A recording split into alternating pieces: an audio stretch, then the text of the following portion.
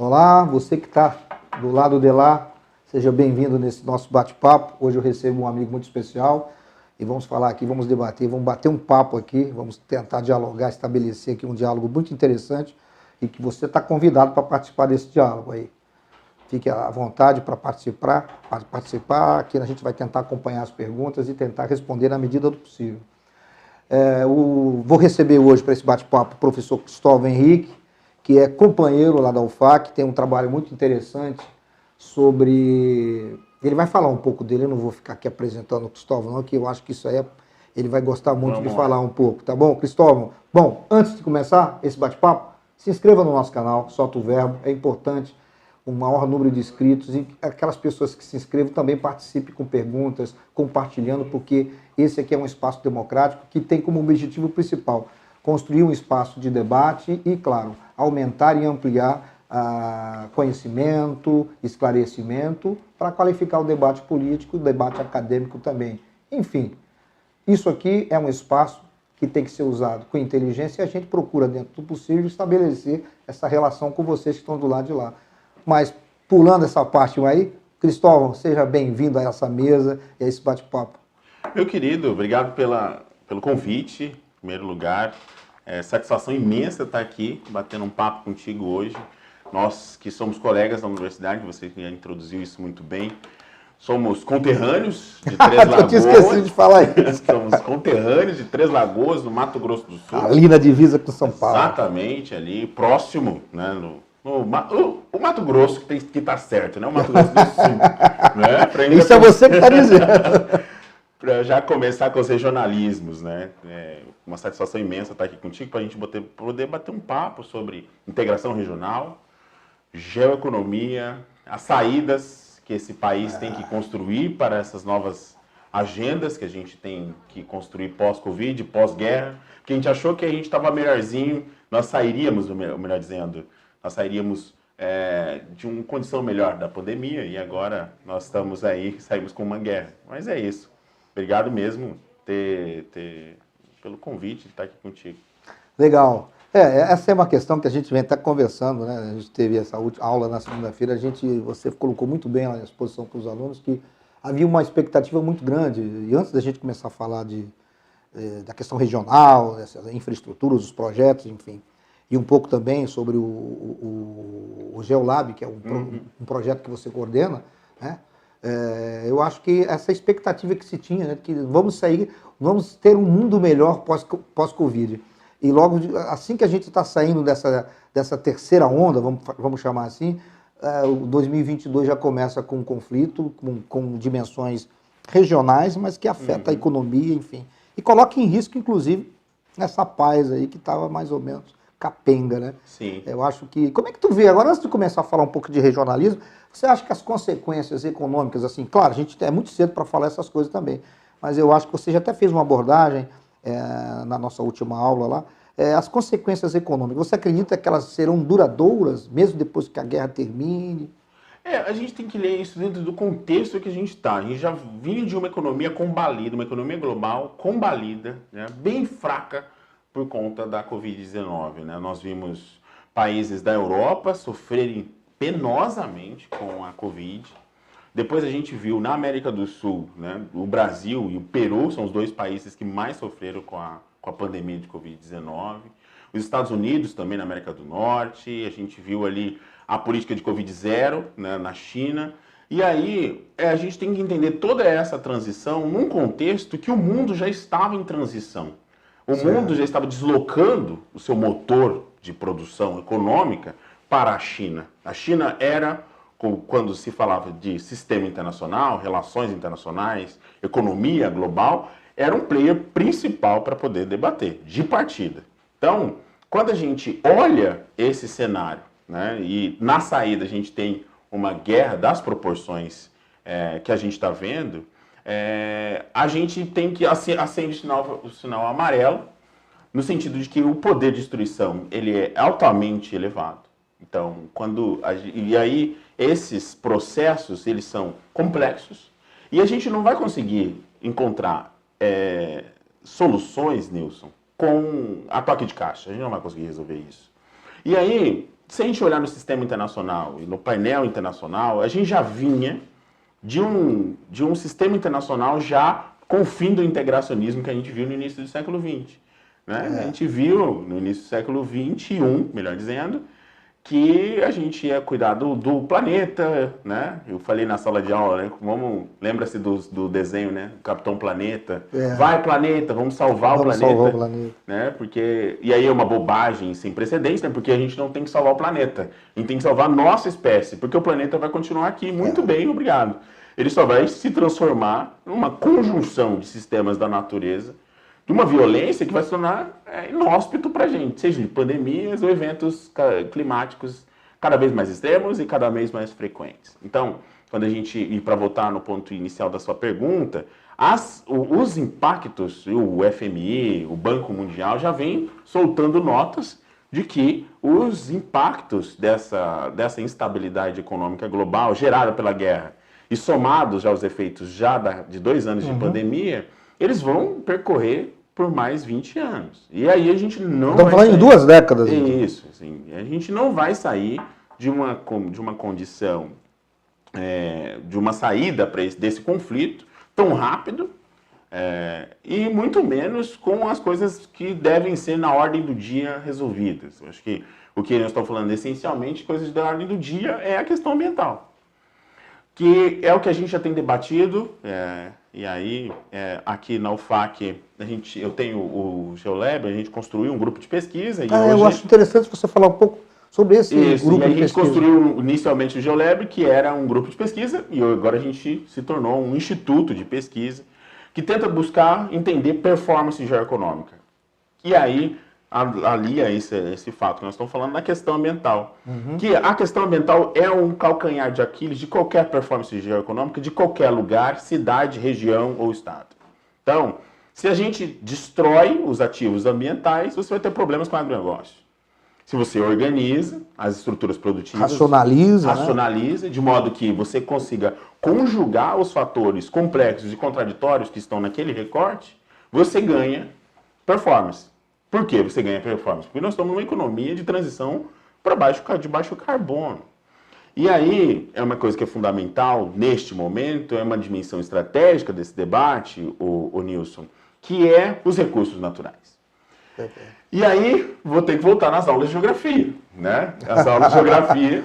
E aí, sim, eu tenho uns colegas da internet que falam muito sobre geopolítica e confundem geopolítica, geoeconomia, geografia política e geografia econômica. Faz uma salada. Então, é isso, faz uma salada mista ali e consideram tudo a mesma coisa, mas não é. Então, os recursos naturais estão em algum lugar. E se eles estão em algum lugar, eles são devidamente estratégicos para determinado local, lugar, pessoas, corporações. Então, portanto, quando a gente estabelece esse tipo de organização e produção, portanto, a gente tem que levar em consideração o fator performance. Porque o Brasil, por ser um dos países com maior biodiversidade do planeta, não deve optar por uma política ambiental desastrosa e catastrófica que a gente estabeleceu nos últimos anos. Veja bem, a gente conseguiu chegar num nível que a maior floresta latifoliada do planeta emite mais gás carbônico do que ela consegue sequestrar. Quer dizer... E aí, assim, a gente tem que parar um pouco com essa... É moda agora, né? Polarização, não sei o quê. Ele, você, eu. Bons, maus. Os bons e os maus. A Damares vindo pra cá, a Damares estava falando do capeta careca, né? Que atrapalha o governo Bolsonaro.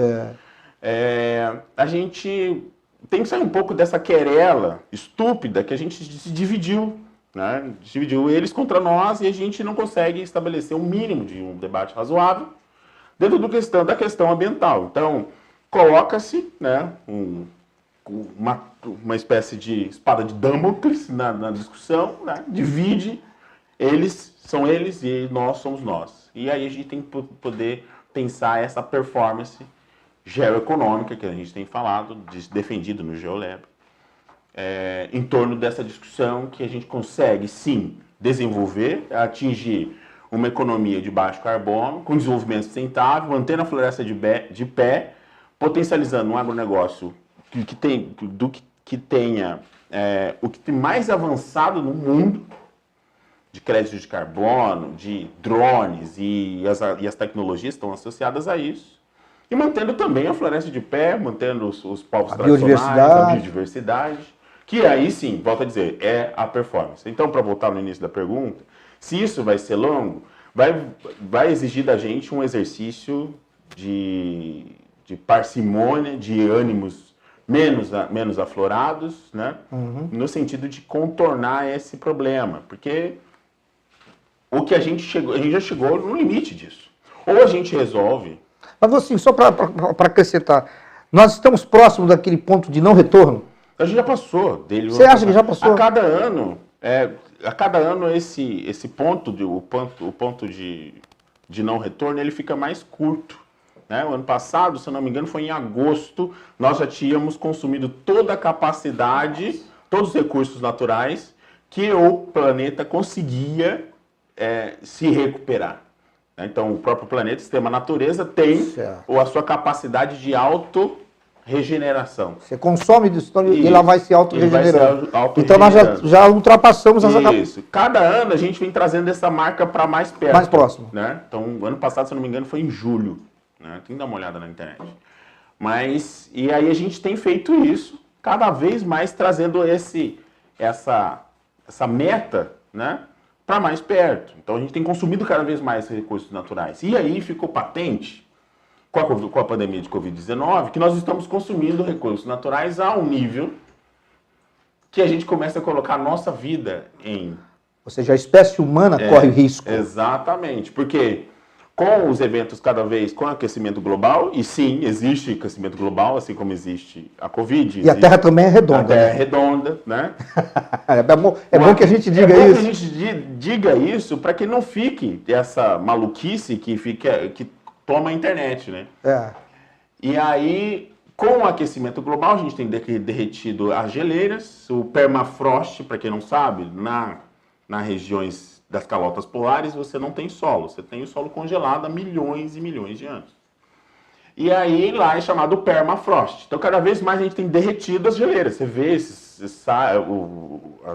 notícias. As fotos de satélite, ela está diminuindo. Diminuindo. As regiões que eram congeladas. Imagina que existem vírus, bactérias, estão congeladas há centenas de milhares e milhões de anos, muitas das vezes, que estão soltas na superfície e que podem simplesmente saltar de um mamífero e um outro mamífero soltar para nós, entendeu? E aí levar a gente 6 milhões de pessoas, como já foi levada a Covid-19.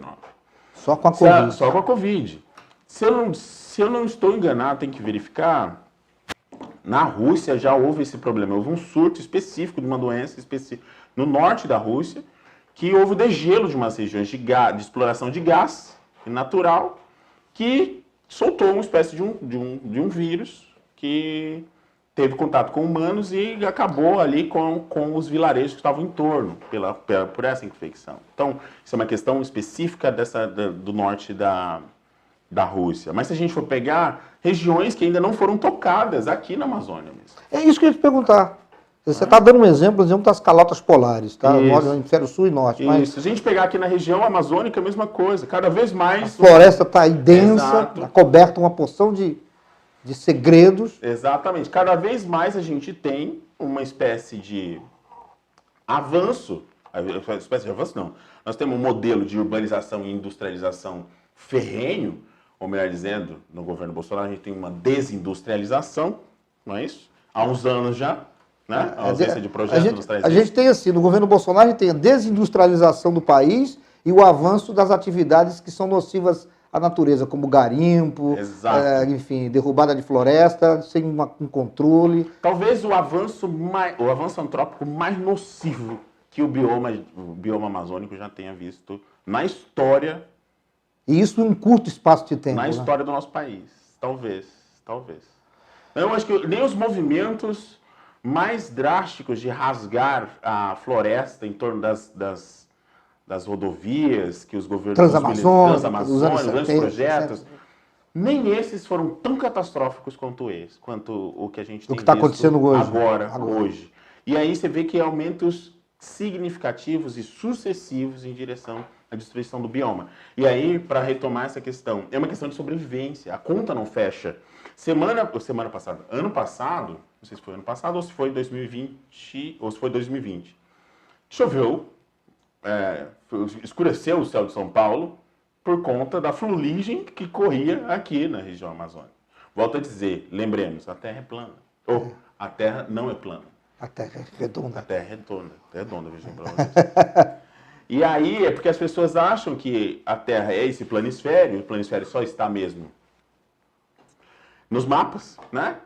E a gente tem esse problema com os rios, nós temos o potencial que a gente tem com aquilo que é chamado com os rios voadores, que estabelece o quadrilátero da sorte. Você já ouviu falar, Nilson? Não, quadrilátero não. Dos rios voadores eu já vi alguma coisa, mas então, o quadrilátero não. Os rios voadores irrigam o quadrilátero da sorte. O quadrilátero da sorte está onde? No pé do que a gente chama da Amazônia Legal, a própria barreira dos que os Andes exercem, Buenos Aires e São Paulo.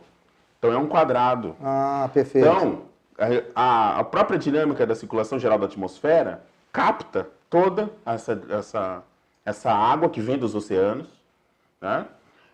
Passa por todos os rios voadores que estão aqui na Amazônia, bate nessa barreira geológica, né? Que é barreira orográfica, melhor dizendo, que é os Andes, e irriga esse quadrilátero. Então você vai olhar na América do Sul, a grande porção produtiva do agronegócio está nesses estados aqui, o centro-oeste, o oeste do estado de São Paulo, o Paraguai ali, que é muito do que tem do agronegócio do centro-oeste brasileiro pulou a fronteira e ele está já ali no Paraguai, né? E ali tem uma coisa no norte da Argentina. Então, e isso é chamado quadrilátero da sorte. Então, portanto, quando a gente avança, faz esse avanço indiscriminado, criminoso, né?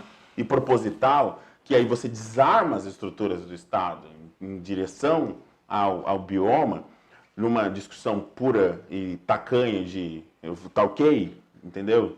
Que eu quero. Entendeu? Não, vamos acabar com essa indústria da multa, que não existe indústria da multa. Né? Tava olhando os dados agora, parece não, esse é o dado. Hoje no IBAMA, no ICMBio e esses aparatos de fiscalização, é como se existisse um fiscal para monitorar uma área do tamanho do Rio de Janeiro. Um fiscal. Um fiscal. Para monitorar todos os biomas brasileiros. Então não faz sentido nenhum numa racionalidade do sistema capitalista, né? Desse sistema capitalista que já entendeu que se ele avançar demais ele vai destruir e tende à destruição, e ele também não há, né? Essa conta não fecha. Né? Então, para a gente poder entender isso, precisa poder um pouco abrir mão das paixões, das ideias fixas, dos né? dogmas. Dos dogmas, Muitos dos colegas falam, nossa, o capitalismo, o fim é o capital, o grande capital, né? Então a gente precisa, né, é muita ingenuidade a gente achar que o poder econômico é algo removível da nossa realidade.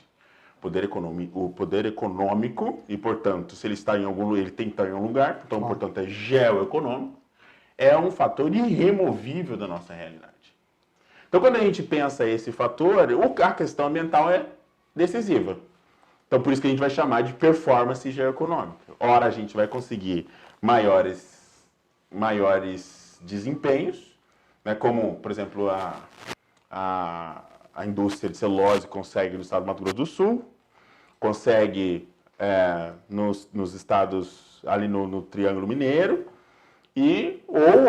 ou por hora você consegue o efeito adverso a isso, como acontece lá no Bico do Papagaio, né, no norte do Tocantins, que aí você tem questões de que você cria uma regionalização que avança em torno dos pequenos produtores, dos quilombolas, comunidades tradicionais, e essa conta ela não vai fechar. Não tem como a gente pensar o sistema capitalista sem o pobre, não é? Hoje de manhã eu estava assistindo as palestras, uma fala do Paulo Guedes, relembrando uma fala do Paulo Guedes, Mas tem alguma pérola para contar para a gente? A pérola que ele falou que ele falou em relação às empregadas domésticas, né? Era uma farra Era uma danada. farra, todo mundo viajando para Disneyland. Não, vai aqui para Foz do Iguaçu, vai aqui para Itapemirim. Cachoeira Itapemirim. Exato, vai ver onde o Roberto Carlos a nasceu. terra do Roberto Carlos. Isso. E aí parece essa síndrome de Caco Antibes, né, que reforça a exclusão do pobre do sistema capitalista, é uma bobagem. Porque quanto mais pobre excluído, mais problemas você vai ter com saúde pública, com segurança pública, com problemas na cidade. Mais políticas sociais você vai ter que ter. Você vai ter que gastar. Então, e aí a gente, né, a não ser que você crie escolas fake. Aí já é uma outra história. Né? Mas é uma questão que é fundamental a gente poder entender e fazer esse exercício, né? O que eu tenho feito, trabalhado aqui na universidade e junto com... E também lá no IPEC, onde a gente tem a oportunidade de ser pesquisador visitante, é trabalhar com esses aspectos de integração regional como uma saída. Mesmo que esse integracionismo que a gente assistiu no início do século XXI tenha aí sido erodido com essa crise, tanto a sanitária quanto a de segurança internacional por conta da guerra da Ucrânia. É mais ou menos esse caminho, Nilson. Eu acho interessante, aí eu queria depois que tu falasse um pouquinho mais sobre essa questão que você coordena uma pesquisa no IPEA, que tem a ver justamente com essa questão da integração, enfim. E depois eu quero que tu detalhe um pouco isso, para que o pessoal que está assistindo a gente possa se inteirar, porque depois a gente vai entrar no debate, questão acriana aqui, mas antes de falar isso, quando você fala o quadrilátero da sorte, né? Ou seja, se você avança a fronteira agrícola de forma desordenada e irracional, derrubando a floresta, essa sorte que foi dada para esse território é como se a gente estivesse jogando ela na lata de lixo. Sem dúvida. Quer dizer, então, é interessante, é importante que as pessoas entendam isso, que nós somos privilegiados. Você disse, o norte da Argentina, né, ali...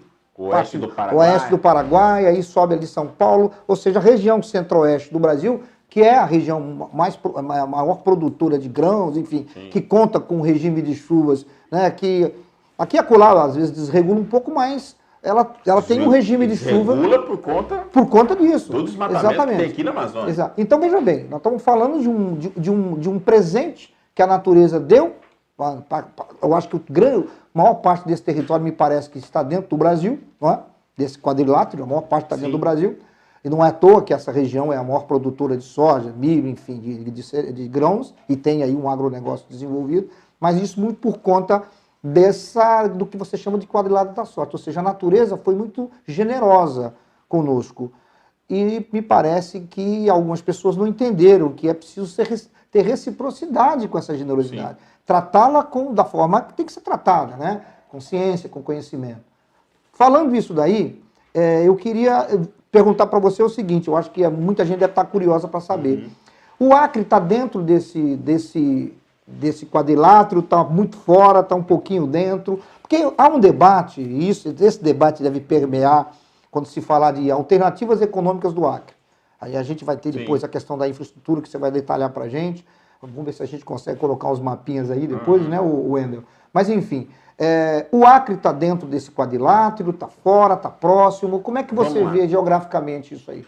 A questão do Acre, que é assim que foi chamada, né, nos livros de relações internacionais, né, a questão Acre, e inclusive tem até uma tese de uma professora do curso de História daqui, não lembro o nome dela, mas Bianca. Ah, Bianca Albuquerque? Isso, ela escreveu. Um abraço para Bianca. Um abraço, Bianca, eu li Nossa o texto. Parceira também. Excelente o texto e a análise que ela faz dentro desse questão, a questão Acre, né? Quando a gente olha e aí a gente precisa voltar nessa questão, na questão geográfica por si só, territorial, e aí, entendendo a questão territorial, aí a gente vai olhar outros fatores que aí sim, são geoeconômicos. Tem um autor que eu gosto muito, é o Tim Marshall. Ele é um jornalista que escreve sobre relações internacionais e ele escreveu um texto com um nome peculiar chamado Prisioneiros da Geografia. Né? Então, a questão do Acre sempre foi uma questão prisioneira da própria geografia, porque o Acre sempre foi um lugar, um ponto de chegada. Né?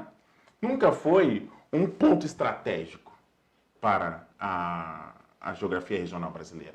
Ele sempre foi um lugar que nunca existiu, né? Ainda gera os memes, aqui os meninos têm o perfil, lá, como chama? Desacreditado. Desacreditado. Eu acho engraçado demais essa página dos meninos. E aí, porque o Acre nunca existiu. E aí tem sempre essa coisa, o Acre existe, se não existe e tal. Porque sempre foi excluído da geografia regional brasileira por uma questão puramente diplomática, evidentemente, né? Porque tem todas aquelas instabilidades naquela época. E aí surgiu-se um movimento que queria uma certa autonomia e não pode. Então, por isso que daí vem a ideia de que não existe. Então, quando se fala essencialmente desse ponto estratégico no território nacional, estratégico na região, né, sul-americana, a gente está falando de um ponto do território que agora pode ligar 2 oceanos. De todas as rotas... Isso é importante. Isso é então importante. Vamos chegar agora nesse ponto que eu acho fundamental. E aí é o que a gente tem feito, que eu participo da pesquisa lá, e não coordeno, mas eu participo do time de pesquisadores que debatem a integração regional latino-americana. E aí, muitos dos colegas, os que criticam, sim, eu vejo as coisas que as pessoas escrevem sobre o que a gente está pesquisando, porque a gente olha, a gente assiste outras coisas, né? E aí, os colegas falam que é o escombro da IRSA, né? Que é a Iniciativa para a Integração Regional Sul-Americana, né? Que foi um projeto que tem os seus problemas internos ali, ficou muito capitaneado pelo Banco Nacional de Desenvolvimento Econômico e Social, que é o BNDES, que não tem caixa preta, tá? Parece que não tem. Essa né? caixa preta não foi encontrada. Não existe, porque ela não existe, porque estava lá no portal da transparência, né? Eu escrevi minha tese de doutorado analisando os dados do portal da transparência do BNDES. E aí, o próprio banco servia como um esteio de financiamento da infraestrutura no continente sul-americano. E naquela ocasião, claro que teve problemas, enfim, né? Porque existem muitas disparidades e desigualdades entre os nossos colegas aqui vizinhos da América do Sul. O Brasil, a gente sempre olha, a gente sempre fala do imperialismo norte-americano, né, nos outros territórios, mas a gente nunca olhou o imperialismo brasileiro. Né, e as nossas teias que olham para os outros colegas, para os outros irmãos aqui na América do Sul, a gente sempre olhou para a Europa e deu de costa para os outros colegas, né? Então, colegas eu chamo os outros países, mas nesse ponto do território houve essa iniciativa. Agora, o que a gente tem? Nós temos, são 5 corredores, né? Que hoje a gente está até melhorando essa perspectiva, que são mais corredores, são redes bioceânicas de integração regional, porque eles podem agora, né, não só trabalhar como ideia de corredor, e Três Lagoas se tornou um deles, né, que é o corredor central, que é aquele que conecta Santos a Iquique, no Chile. E aí agora a gente tem essa oportunidade. A última rota deles é a mais íngreme, né, 4.175 metros de altitude, que é essa daqui, que passa pela BR-364, né, que passa aqui em Rio Branco. Peça fundamental nessa geografia regional é a Ponte do Abunã. Recentemente inaugurada, 118 anos depois, portanto, o estado esquecido na geografia regional brasileira é conectado na malha terrestre do país. Resolve, e aqui um abraço para o Frank, porque eu, uma dessas, conversando com ele, vai ser, mas não vai resolver nada, o frete, não sei o quê.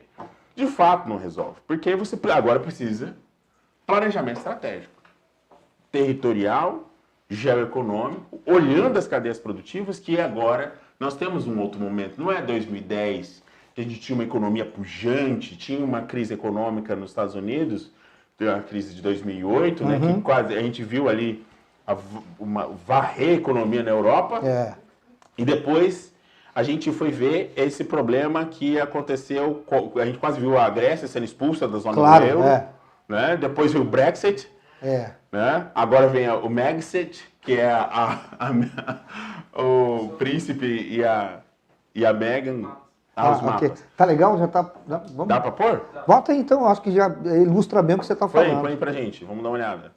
E aí a gente tem, dentro desse contexto, a essa peça fundamental que é a ponte do Abunã. Olha aí. Olha lá. A ponte do Abunã, que está aqui, se os meninos vão conseguir mostrar aqui, ó. A ponte do Abunã, que está aqui, ó, ela conecta essa saída para o Pacífico.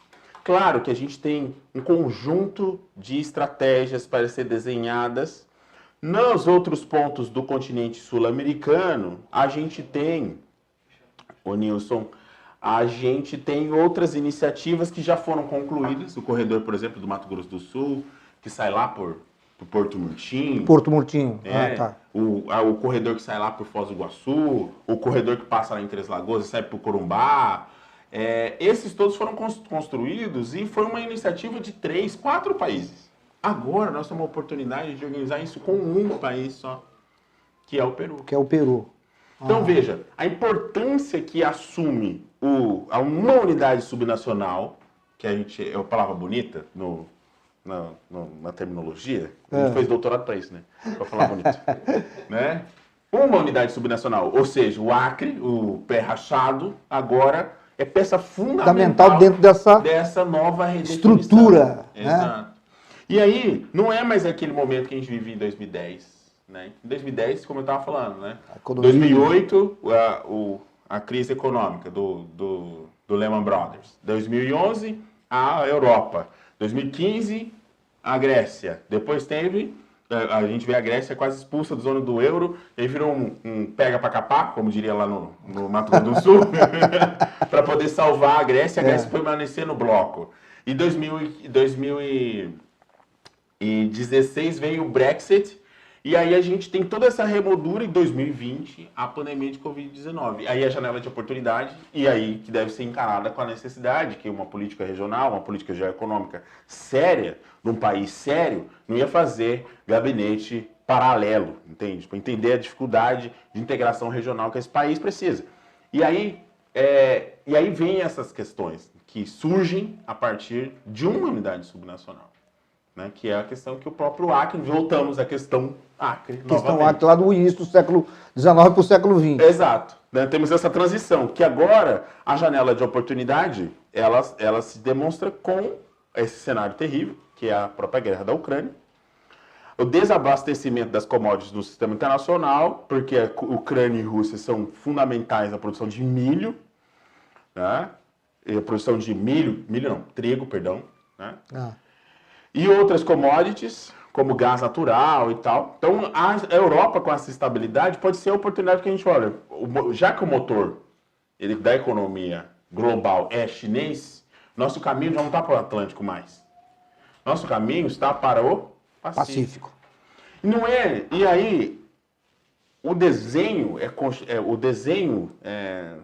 regional, né, o desenho geoeconômico disso, dessa estratégia em si, ela não pode ser mais pensada como foi pensado lá com os corredores da iniciativa Integração Regional Sul-Americana, que eram corredores estáticos que, aí sim, a moda que sempre foi feita, os projetos na América do Sul, nos países da América do Sul, eram feitos de cima para baixo. Né? Agora a gente tem a oportunidade de fazer com que esses corredores sejam interdependentes, né? Sejam complementares e consigam, colocando os atores subnacionais, os governadores, os prefeitos, vereadores, que a gente possa incluir isso. E aí, Nilson, no início da nossa conversa, a gente falou que nós somos Três Lagoas. Né? Três Lagoas, na época que foi construir as unidades de produção de celulose, as maiores unidades de produção de celulose do planeta estão lá, 35% da celulose produzida no mundo. Olha só, presta atenção nesse dado. 35% da celulose produzida no planeta é feita naquele chão chamado Três Lagoas. Um beijo para Três Lagoas. Eu vou sair como prefeito lá. Olha que não pode fazer propaganda, ele vai sair como prefeito. Mas esse é um dado que você vê a dimensão do que é você ter 35% da produção de celulose lá, numa determinada região, numa cidade que... 100 mil habitantes. No final dos anos 60 era uma, né? Eu lembro muito bem, era uma... Era tudo poeira, tudo mato. Era poeira, não tinha nem asfalto, eu lembro. Exato. E aí, o que acontece? Nesse momento de transição, hoje é uma cidade urbanizada, uma cidade que parou para entender os problemas que aquele lugar tinha, parou para poder juntar setores da sociedade civil organizada, universidades, prefeitura, governo do estado, instituições, ONGs, movimentos sociais, para entender a complexidade do que é morar numa cidade como aquela, com um desafio daquele tamanho. E naquela ocasião, lembro-me bem que eu estava na graduação, a minha professora, minha orientadora de mestrado, ela falou assim, numa dessas audiências públicas, ela disse assim, sabe o que vocês têm no planejamento de vocês em relação a prostíbulos? Perguntou para a empresa. Olha só. Né? E aí todo mundo riu dela. Né? Mas o que você está falando, né? Como assim prostíbulo? O que a gente tem que ficar preocupado com isso? Mas vocês vão trazer 25 mil homens para construir essas unidades de celulose aqui. E aí isso passou batido. Isso, em 4 anos, triplicou os problemas com assalto, problemas com estupro, com violência doméstica, com problemas com meninas, com acompanhantes que tinham problemas com caminhoneiros. Por quê? Ali era uma rota bioceânica. E tinha que construir, trazer peça e levar a produção para lá e para cá. E aí virou um troncamento, um ponto estratégico, só que sem estrutura nenhuma. Então, o que nos traz? Por que eu estou dando esse exemplo? Para a gente olhar lugares como esse aqui, e eu estou falando de Três Lagoas, que estão no centro, nós estamos no centro-sul, está no meio da conexão, que aí sim existe a conexão entre os dois oceanos ali. Né? Não estou falando da região amazônica, que sempre foi excluída, sempre foi esquecida da geografia regional brasileira. E aí... Aquela história, né, de frente para o mar, de costa para o Brasil. Exatamente, né? Nós somos como caranguejos, né? Tem um mapa aqui, não sei o que o menino já tirou, mas tem um mapa que um professor meu dava aula de... Nós somos como caranguejos no América do Sul, né? A gente ocupou o lado Atlântico e ocupou o lado do Pacífico. E ficamos assim, né? Então, ficou os colegas chilenos, peruanos, virou os equatorianos, os colombianos para lá e a gente para cá. Tem um outro, olha lá. Então, tem um outro, pode passar pra gente. Se o Nilson mandou. Esse aí, ó. Olha lá. A gente se organizou em 2 grandes redes de ocupação de grandes cidades no continente, de modo que a gente não conhecia, não conversa. Né? A rede urbana sul-americana não conversa, não se conecta. E aí esse é o grande desafio que a gente tem agora. Né? Nesse lugarzinho chamado Rio Branco, 460 mil habitantes, né? É um ponto focal de uma transição geoeconômica global que o mundo já está assistindo. As relações econômicas, as trocas comerciais entre o planeta não se dão mais no Oceano Atlântico. Por esse desespero do Joe Biden, e isso já era uma iniciativa que o Barack Obama já tinha feito com a Aliança Transpacífica, lembra? Lembro. Que ele organizou ali, deu uma treta com a França, né? Que aí a Austrália entrou junto com o Chile, e aí quiseram embargar, porque tinha, se eu não me engano, era Austrália, Chile, aí os países que banham ali o Oceano Pacífico, no caso das Américas, e também Japão, Coreia do Sul, né, que iam organizar ali um espaço de influência norte-americana. E aí deu uma treta ali com os franceses, porque quebrou alguns protocolos dos acordos comerciais. Que os Estados Unidos já tinham anteriormente, com países da Europa. Exatamente. Porque os Estados Unidos já entendeu que essa mudança está em curso. E aí, e nós estamos falando de uma potência econômica econômica e bélica como os Estados Unidos. Mas para voltar nos nossos assuntos aqui, do nosso quintal, assim, como que agora uma cidade como essa se organiza? Né? Essas metrópoles amazônicas, essas cidades se organizam dentro de uma rede urbana extremamente fragilizada, né, que é a rede urbana. Ocupada de forma desordenada. No momento que a economia já tão combalida, como a gente falou no início, né? E, por outro lado, de uma economia global, né, que aí sofre efeitos por conta da guerra da Ucrânia. Então, como que a gente organiza isso? Como que a gente se faz, né? A gente viu as cenas dramáticas que aconteceu em Manaus por conta da Covid e tal. Aqui também teve cenas extremamente dramáticas. Mas como que a gente faz isso? Aí a gente precisa estabelecer em projetos, né? A gente não pode ficar mais cá. Acho que o exemplo que a gente tem do governo federal, sabe o quão caro é por um país ficar 4 anos na mão de alguém que não tem projeto. Que não tem visão também tem de visão, Estado, né? Esse é o grande problema. Né? E o Brasil ele já tem esse problema com as políticas públicas, né? As políticas públicas elas possuem ciclos eleitorais. Tem uma professora, como é que ela se chama? Professora Steinberger, professora lá da Universidade de Brasília, e ela fala das políticas públicas territoriais no Brasil. E aí ela distingue, né, as políticas públicas que têm sua conotação essencialmente territorial, aquelas que têm um ponto de partida ao território, e aquelas que não têm nada, né, ou é virtual, como como é que é o nome dele lá falou, o ministro-chefe da Casa Civil, esqueci o nome dele. É o Braga Neto, que é o ministro-chefe? Não. É do PP. Ele falou que... não, o Ciro Nogueira. Agora é o Ciro Nogueira. Ele falou que é virtual, né? E aí, as políticas públicas são virtuais, né? Inclusive, a fonte não, né? A direção delas. Mas, para falar sério, a gente tem que entender que é no território que a gente tem que se organizar, sociedade civil organizada de modo geral, no entorno de um projeto. Né? Que tipo de projeto a gente vai se organizar numa economia que está em transição, uma economia global em transição? Ela está em transição para o baixo carbono. Então, quais são os blocos que a gente vai chamar de blocos de reindustrialização? Então, é o bloco da saúde, é o bloco da defesa, é o bloco do agronegócio, e aí o bloco da construção civil, porque a gente depenou a construção civil desse país. Né? E a gente não tem estrutura, né? Sobretudo na região amazônica.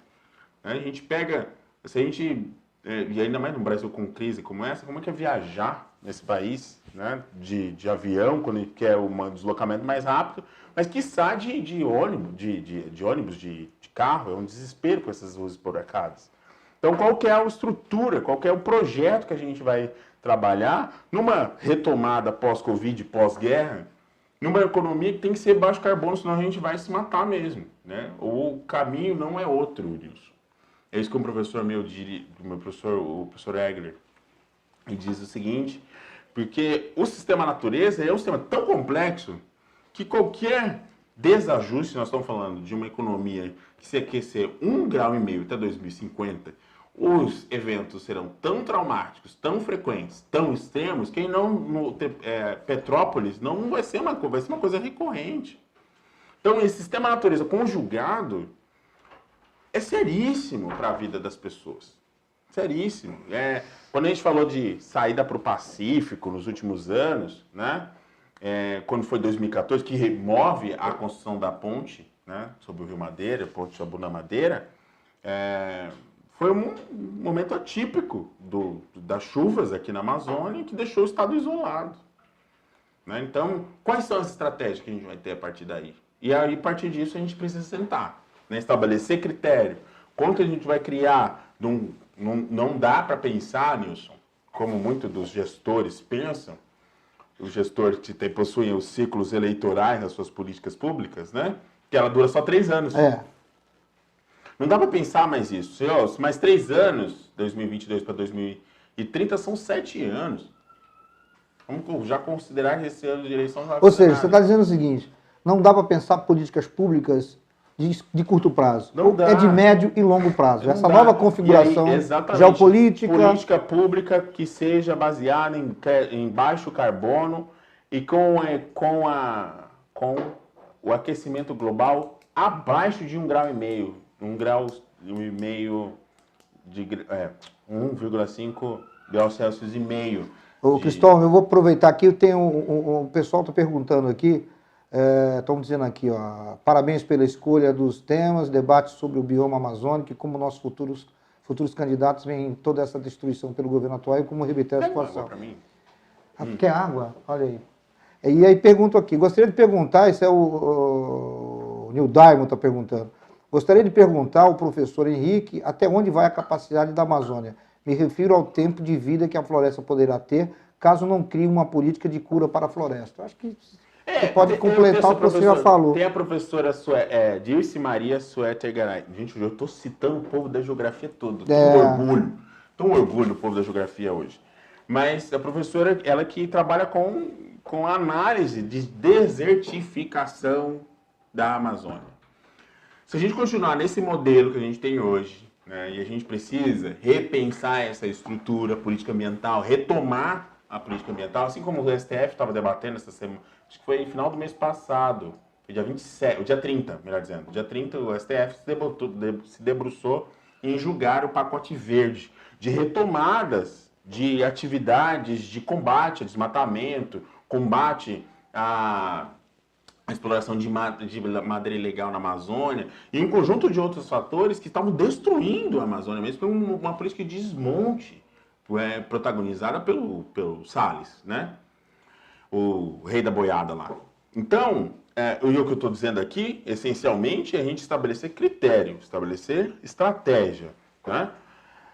E por isso que eu estava citando a professora, porque ela trabalha com esses temas. O solo da Amazônia é extremamente pobre. Né? Os solos da Amazônia, sem cobertura vegetal deserto. Não vale nada. Por isso que é muito importante que você diga isso, porque duas coisas que eu acho que são fundamentais do que você está falando. Qualquer candidato sério, qualquer grupo político que reivindique o direito de disputar a eleição no Acre, e eu estou dizendo no Brasil também, precisa retomar uma agenda ambiental. Sim. A agenda ambiental deve ser parte integrante de qualquer projeto de governo, seja no estado do Acre, Rondônia, Amazônia, ou o Brasil como um projeto nacional. Então, é preciso retomar essa agenda ambiental. Tá? Agora, se nós estamos falando de um solo, porque tem uma discussão que ela vai voltar durante o período eleitoral, eu tenho certeza disso, porque Sim. eu tenho participado de alguns programas de entrevista e as pessoas, o cidadão comum, aquele que está preocupado com o desemprego, aquele que olha para o Acre e vê os seus jovens indo embora, morar em outro estado, porque não conseguem alternativa de trabalho, alternativa de vida aqui. Famílias inteiras estão, né? A gente conversou sobre isso aqui em outras oportunidades. Então, veja bem, as pessoas estão perguntando, o agronegócio é a saída para o Acre. O agronegócio significa o quê? Eu sempre tenho tomado muito cuidado com relação a isso, porque nós estamos entrando nessa espiral muito maluca, de que quando você fala alguma coisa que não é de concordar, você é contra. Sim. Então, não existe contra ou a favor. Eu acho que todos os setores da economia, eu acho que você está colocando isso de forma muito Sim. clara, que nós estamos entrando, primeiro, nós estamos tendo uma mudança geopolítica, no que diz respeito à questão econômica e à zona de influência. Sim. Não só zona de influência bélica, e eu Sim. acho que a gente está vendo isso com a guerra da Ucrânia, ou seja, pela primeira vez depois do final da Segunda Guerra, nós vemos uma nação poderosa do ponto de vista do exército, enfim, de armas de destruição em massa, ocupar um território de outro país, tudo bem, que pertencia à União Soviética, mas a Ucrânia era um país independente, né, com o seu povo soberano. Então, nós estamos falando de uma invasão de território por uma nação extremamente poderosa do ponto de vista econômico. Nós estamos falando de uma Rússia que está aí no BRICS. Né? Pode não ser a maior economia, mas é uma das maiores economias do mundo. E, por outro lado, uma máquina de guerra extremamente respeitada.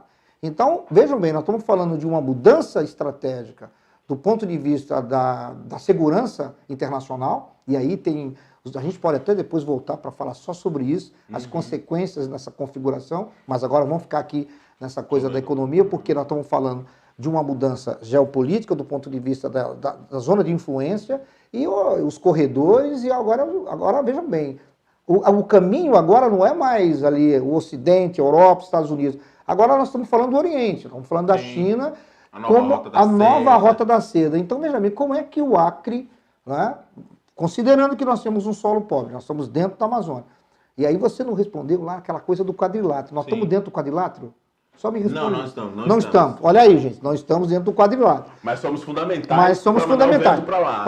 Somos fundamentais. Mas agora estamos falando de uma pergunta que é o eleitor comum. Nós estamos falando do cidadão comum. Né? Fala, olha, o agronegócio gera emprego. O agronegócio é a saída.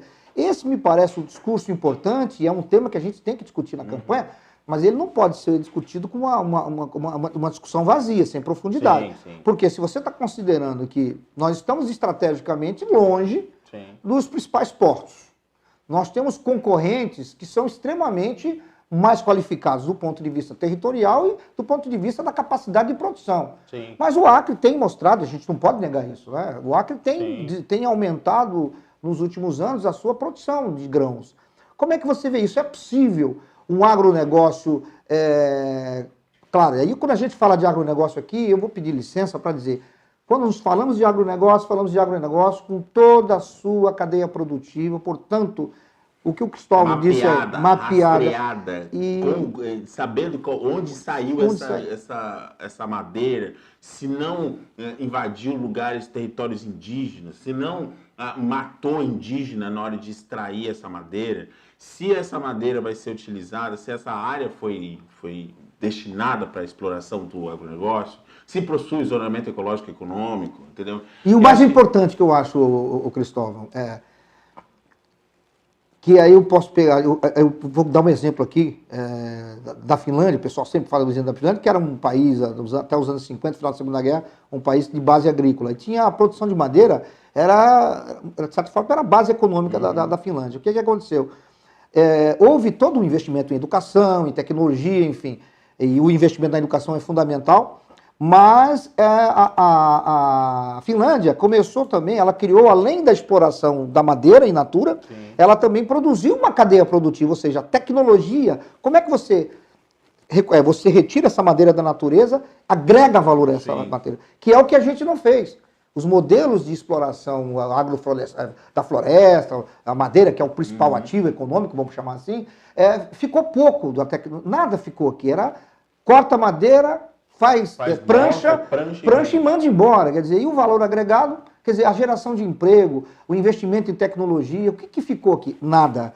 Esse modelo eu acho que não funciona. Da mesma forma que se nós formos investir no avanço da fronteira agrícola para o Acre, para plantar soja, milho, enfim, é preciso tomar muito cuidado, porque tem que vir acompanhado com um sistema e um processo que possa integrar. Porque aí você vai gerar emprego de qualidade, salários melhores e, claro, com tecnologia, conhecimento e ciência, uma menor agressão, que é o que você fala, a questão verde. Como é que a gente entende isso? A gente não pode, para ir de partida, a gente tem que dividir dois agronegócios aí. O agronegócio, esse que tem suas bases no mais atrasado e no mais retrógrado modelo de desenvolvimento e exploração de recursos naturais que a gente já viu no planeta. Mas tem esse modelo, que é esse Brasilzão aí do trator, que faz como fez lá em Dourados, no Mato Grosso do Sul, que pegou uma espécie de tanque e dava tiro nos indígenas, né? Dourados, que tem a maior aldeia indígena urbana do Brasil, né? Então, esse agronegócio, esse que tem suas bases... Medieval. Isso, esse que tem suas bases no século XVII, sabe? Que esvazia um lugar, que consome o recurso natural de um lugar, como fosse um sanguessuga. Mas nós temos, por outro lado, um agronegócio que está conectado nas cadeias produtivas globais de commodities mais avançadas do planeta. Que, sim, respeita o meio ambiente, consegue extrair créditos de carbono. A gente ficou tão envergonhado nessa última cúpula do clima feita, acho que foi no final do ano passado, né? Foi no final do ano passado? Agora eu estou perdido no espaço. Foi. Que aí o Brasil teve que voltar atrás de um conjunto de medidas que o Brasil não era a favor em relação ao crédito de carbono. Então a gente teve que voltar atrás. E aí é importante a gente dividir isso. Esse agronegócio do século XVII, né? Eu estou sendo bem legalzinho ainda com ele. E tem esse agronegócio que tem as suas bases no futuro. No futuro que a gente vai olhar, o mais avançado que tem bioeconomia, extração de óleo, bioenergia, usinas termoelétricas, como a gente pode explorar aqui as usinas de biomassa, lá no Mato Grosso do Sul, que é um modelo dentro do que diz respeito à exploração de energia elétrica vinda da biomassa. Biomassa é tudo que vem, porque a celulose vem do caule da planta, né? Mas a árvore, que cresce em 7 anos, que chega no ponto de poda, ela tem todo o restante ali. Naquilo ele não fica ali no chão. Você é encaminhado para as caldeiras de usinas de biomassa, que vai virar de energia e resolve o problema do grid de energia elétrica. A gente estava com um problema com energia elétrica ano passado, né? Que as usinas do sistema do Rio Paraná quase rodaram no barro puro. Então, falta estratégia. Tanto estratégia comunicacional, porque esse agronegócio do século XVII é o que tem tomado voga no cenário internacional da gente, né? E manchado, e o que mais a gente tem de avançado no cenário internacional, que o Brasil pautava as grandes feiras internacionais no que diz respeito ao meio ambiente. No Brasil, na América do Sul, nós somos, em termos de legislação ambiental, nós somos os mais avançados, com as leis mais rigorosas. E aí, simplesmente, numa virada de chave maluca que a gente encontrou, a gente achou que vai desmatar a Amazônia, pôr fogo no Pantanal, acabar com a Mata Atlântica. Explorar ouro em terra indígena. Colocar, fazer meter o louco, como diria lá no Mato Grosso do Sul, meter o louco no país, no que se diz a política ambiental, e que não vai ter retorno, e que não vai ter problema. Claro que vai ter problema. As consequências vão ser dolorosas. Claro que daqui a pouco a nossa carne já não estava entrando na China. Ficamos aqui 3 meses com a Tereza Cristina batendo na porta de Pequim, tentando explicar por que a nossa carne estava com problema. Não estava com problema, nós não estamos com problema com a nossa carne. Por quê? Porque tem um setor do agronegócio que é irresponsável nesse país. Né? E é do lado do mais atrasado que tem do diz respeito ao desenvolvimento pecuário, se é desenvolvimento. Aí eu estou junto com meus amigos que são contra mesmo, entende? Mas por outro lado a gente tem esse outro setor que consegue sim estar compatibilizado com o mais avançado, como eu já disse, organizado com uma indústria de ponta, né? E aí tudo que você tem de agricultura de precisão, DNA, não vamos esquecer, nós somos um dos maiores produtores de soja do planeta, porque graças à empresa brasileira de pecuária e abastecimento, né? A Embrapa. A Embrapa. Né? E a gente consegue fazer. Os resultados que a Embrapa tem conseguido nos últimos anos é que levou o Brasil nesse patamar de maior produtor. De nós somos E aí, o modelo está errado, né? Nós temos um modelo que é imoral, se a gente for pensar assim. A moral não é, porque tem as pessoas têm moralidade nisso, né? Se nós somos o maior produtor de alimento do mundo, se as pessoas passam fome, nós somos um problema. Porque é moral. E é grave. Porque a conta não fecha. Né? Como que eu sou um dos maiores produtores de alimento do planeta e, por outro lado, as pessoas passam fome, vão pegar osso na fila do açougue. Você não pode ser o maior produtor de proteína animal do mundo e as pessoas não comerem carne no Brasil, não poderem comer carne no Brasil. O modelo é insustentável e imoral. Né? Então a gente precisa resgatar as bases desse Brasil que conseguiu galgar sob duras penas, porque até 1988, quando da promulgação da Constituição, a gente tinha um conjunto de situações e massacres no campo, problemas no campo, que eram assim, que eram inadmissíveis para uma sociedade civilizada. E aí a gente conseguiu organizar isso, compatibilizar isso dentro de uma carta constitucional. E aí, não é possível que em 30 anos, em 4 anos, a gente tenha desfeito isso, sabe? Só para andar fazer arminha com a mão, porque só com a mão que dá para comprar, porque um rifle custa 20 mil, né? Esse é outro problema. Só dá para fazer com a mão. Você vender a ideia de que as pessoas... o presidente fez um discurso essa semana lá no Rio Grande do Sul, e eu fiquei assustado, porque ele literalmente disse... para liberar mesmo, porque todo mundo tem que ter arma para evitar. Ele só faltou assim, olha, para evitar que eles assumam, que outro grupo assuma o poder. Quer dizer, armar as pessoas para lutar, lutar contra, ou seja, assassinar as pessoas. Ou seja, será que a arma vai ser usada para evitar que determinado grupo assuma o comando no regime democrático. Isso aí é impensável, a maior autoridade do país, publicamente, e os macacos de auditório batendo palma do lado dele. Quer dizer, mas isso é uma questão que a gente pode discutir depois, porque tem muito mais a ver com a questão política e a crise de democracia que a gente vive. Mas as pessoas perguntam muito se essa solução do agronegócio, claro, eu acho que a gente comunga, a gente tem diferenças com relação a muita coisa, mas tem uma coisa que a gente sempre, em conversas em off, que é assim, tem um agronegócio que é do século XXI e que precisa ser... De baixo carbono. De baixo carbono. Aquele que está entendendo que se ele desmatar a Amazônia... Não vai funcionar. Vai vai escurecer o tempo lá na lavoura dele de cana-de-açúcar no oeste de São Paulo.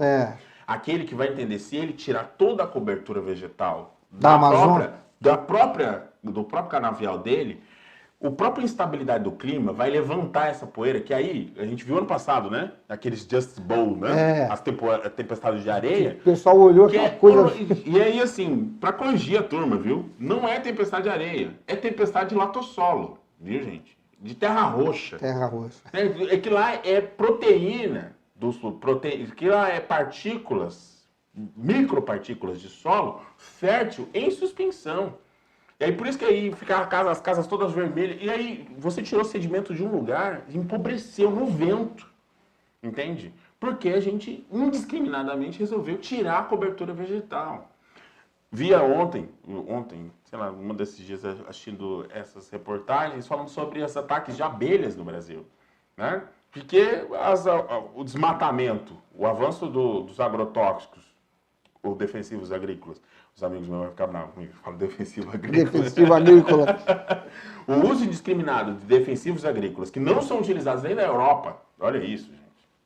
Né? São proibidos, né? Proibidos. Na maioria dos países. Na maioria dos países. Estão liberando geral. Associado com uma urbanização que avançou em cima das áreas que já eram de floresta nativa, estão levando as abelhas para a cidade. Falta de áreas de polinização. Olha o problema que a gente está gerando para a gente. Então, volto a dizer, aquela discussão que o professor Carol de Jair fala, né? O modelo, a conjugação de fatores do sistema natureza contra a gente vai dar um problemaço para a gente. Né? Porque o sistema clima, os eventos climáticos são extremos e eles serão extremos e serão imprevisíveis. Esse é o problema que a gente está gerando aqui. Então, cada vez mais inundação, cada vez mais problemas com secas extremas, cada vez mais com problema com nevascas, tufões, furacões. E isso não é um problema. E aí eu vou citar meu companheiro. Diga lá, companheiro. Diga lá. Assim, a Terra é redonda, meu caro. Entendeu? Então não tem como você poluir aí, emitir suas poluições atmosféricas e não chegar em outro país. Não ter problema com circulação geral da atmosfera. Vai ter problema, afinal. Vai ter chuvas. As chuvas cada vez mais extremas no litoral ali do Rio de Janeiro. Nós vimos, não vamos esquecer, foi ano passado que teve o super frio? Foi. Que foi no sul? No sul. Temperaturas baixíssimas. Que sou super frio. Aí esse ano, início desse ano, temperaturas extremas no Rio Grande do Sul também. Temperaturas extremas. E aí, nós estamos falando só do Brasil. Né? Então, e não vamos esquecer que o ano passado, o mesmo problema com desmatamento levou à baixa dos regimes pluviométricos, ou seja, chuva, que interferiu nos reservatórios, que interferiu na produção de energia, que ligou as termoelétricas, que aumentou e colocou 14% a cada 100 kWh consumido na nossa energia elétrica.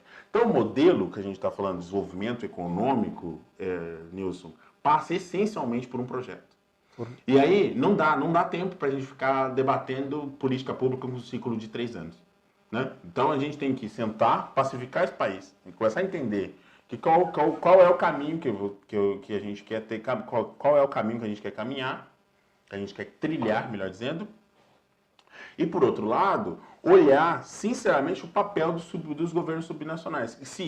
Se tem uma coisa boa desse período maluco nos trouxe, foi a autonomia dos governos subnacionais, ou seja, dos governos estaduais. E aí é o que a gente tem que pensar. Qual que é a política de incentivo fiscal séria que eu possa atrair empresas, que eu possa organizar aqui com Rondônia, com os municípios do sul do Amazonas e criar uma região que eu possa entender que eu tenho uma fronteira agrícola que pode ser pensada, mas fora dos modelos que são fadados ao fracasso ou que, se implementados, conseguirão uma implementação, mas que temos problemas seríssimos do ponto de vista da Quer dizer, os efeitos... Você disse uma coisa que eu achei extremamente interessante, que foi a questão da região ali, Três Lagoas, enfim, que é a opção de fazer uma planta ali, um modelo econômico, uma base econômica que hoje representa 35% da produção celulose do mundo, e as consequências nefastas do ponto de vista social, ou seja, Sim. a degradação, que é o espaço urbano, que não foi programado, você não preparou a região para receber aquele tipo de desenvolvimento. No Acre, eu acho que nós temos uma vantagem. A gente já viu tudo que deu errado em outras regiões. Mas me parece que há uma certa teimosia que, por alguns, até pessoas, lideranças políticas, viu, pessoas públicas, de defender a ideia do agronegócio como se fosse algo que você pode implementar do dia para a noite. Sim. Ou seja, vamos fazer uma estrada, veja bem, a ponte foi feita. Sim. Nós temos essa ligação da região aí, que parte, claro, o Atlântico, o interior do Brasil, o oeste do Brasil, enfim, o Acre passa a ser, do ponto de vista estratégico, não aquele lugar como o meu amigo Chico Bento, que escreveu até um livro, que é a Sibéria Tropical, no início do século XX, as pessoas que eram mal vistas lá no Rio de Janeiro, cometiam crimes, eram mandadas para o Acre para ficar aqui isoladas, ou seja, era uma espécie de exílio obrigatório. Então, nós vamos sair dessa condição histórica e ter, assim, eu acho que é importante que a gente consiga enxergar o papel estratégico que o Acre pode ter, desde que faça a opção correta. Não consigo entender isso sem você considerar que nós temos uma floresta e uma biodiversidade.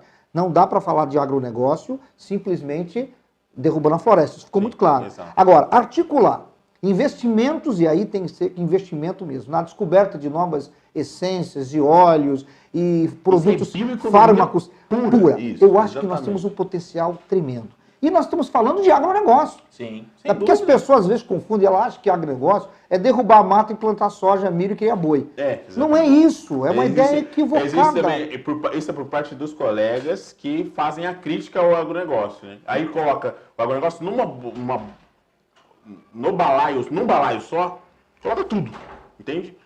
Junto do século XVII com o século XXI, e o pequeno produtor, aí o cara do artesão que precisa ali de fazer as coisas, precisa dos materiais da floresta para poder fazer o seu... E é isso que a gente estava no Bossa Summit agora, em São Paulo, e vendo os negócios da Amazônia, que são extremos. Óleos e essências e materiais são produzidos, isso é feito pelo Sebrae, abraço para o Sebrae também, que é fantástico também nesse sentido, de construir uma bioeconomia competitiva, com base geoeconômica, que olhe esse Estado com a potencialidade que tem.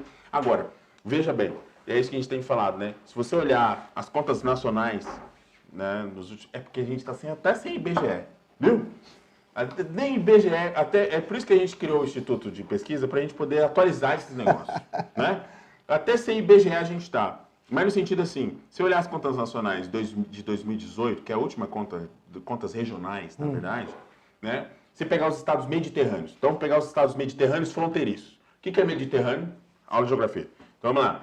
São ali os estados do Mato Grosso do Sul, Goiás, Rondônia, Acre, Amazonas. Amazonas tem ainda saída com o rio Amazonas por conta e sai para o Atlântico. Mas esses 4 carinhas que estão aqui, 5 carinhas, tá? Os 3 da região centro-oeste e Rondônia e Acre, juntos, né, crescem acima da média nacional.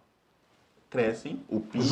Juntos crescem acima da média nacional, que cresceu 3%, 3,5% no período por conta da crise de 2015, 2016 do governo Dilma. Mas, se você olhar, os 4 juntos crescem acima da média nacional, 9%. Agora, como que essa conta fecha? Porque a gente tem um agronegócio ali. Aí tem coisas para a gente poder entender. Só as bobagens que saem lá do pior parlamento que a gente já teve na história. Eu também acho. Se não for o pior, é um dos piores. Porque os caras queriam revogar a Amazônia Legal. Você veio tirar o Mato Grosso da Amazônia Legal. Olha a loucura. Né? Mas enfim, porque vem do Mato Grosso também essa questão por conta da exportação de soja, né? Que vai tudo para a China. E Mato Grosso do Sul, celulose, que vai para a China. Goiás, a produção de soja e cana e outros derivados também no agronegócio, que vai para a China. Né? Rondônia, que é o único estado planejado da Amazônia, que também produz na China. né? E o estado do Acre, que sempre foi excluído da geografia regional brasileira, né? Que tem a maior dessas exportações, a China. Então, nós temos 5 estados mediterrâneos fronteiriços, né? Que são essenciais para as contas regionais brasileiras. E aí, por isso que é a bobagem que os colegas falam. O equívoco. Bobagem não, viu, gente? O equívoco que meus colegas cometem, assim, é de demonizar o agronegócio. Que se não fosse o agronegócio, meus queridos, esse tombo que nós tivemos aqui de 4,5% no PIB, por conta da pandemia, teria sido pior. Se as pessoas hoje estão passando fome e mexendo no lixo para pegar osso de boi, para poder fazer sopa de osso, sem o agronegócio teria sido pior. Porque não teria segurado o tamanho do impacto que a gente teve. Porque o dólar disparou, né? E nós somos importantes no comércio internacional, né? E aí a gente conseguiu ali segurar as contas, e o que tem segurado, porque a gente vem numa desindustrialização galopante nesse país. Nós fechamos 3 mil empresas desde 2018. Nossa Senhora. Então, a estrutura, a conta não fecha. Então, demonizar o agronegócio não é um bom negócio, não é uma ideia inteligente. Por outro lado, definir o que é o agronegócio aí sim, fundamental. É fundamental. Definir, separa o joio do trigo, separa o tiozinho, os crudes, né? Separa a turminha ali, os Flintstones, né? Com todo respeito aos Flintstones. Mas separa os Flintstones de um lado... E vamos falar dos Jetsons. Vamos falar dos Jetsons, né? No que diz respeito a fazer essa alusão aos desenhos, já que eu falei dos Croods. Isso pessoal, nós estamos falando do pessoal, jovem. Exato, já vamos separar. Estamos falando de desenho dos anos 60, 70, o pessoal nem lê. Mas Hanna-Barbera, pelo amor de Deus, é impossível que o povo não saiba, né? Mas vamos ficar ali, vamos pegar o Ben 10, vamos pegar o Ben 10 do agronegócio ali, deixar a turminha atrasada, separada mesmo. E aí é punição, é o Estado neles, entende? É controle, é fiscalização. Controle, fiscalização, não é ministro do meio ambiente sair em defesa da maior apreensão de madeira ilegal da história do país. É brincadeira. Então é uma coisa que é insustentável, o modelo é insustentável. Então a gente vai passar por... E te devolvo, porque a gente está falando demais aqui. Mas o papo tá bom. Como a gente estava falando, né, no que diz respeito ao sistema internacional em si, as instabilidades estão espalhadas por todo lugar. Então, e isso não vai parar. A gente está vendo agora a Ucrânia, as instabilidades vindas da Ucrânia.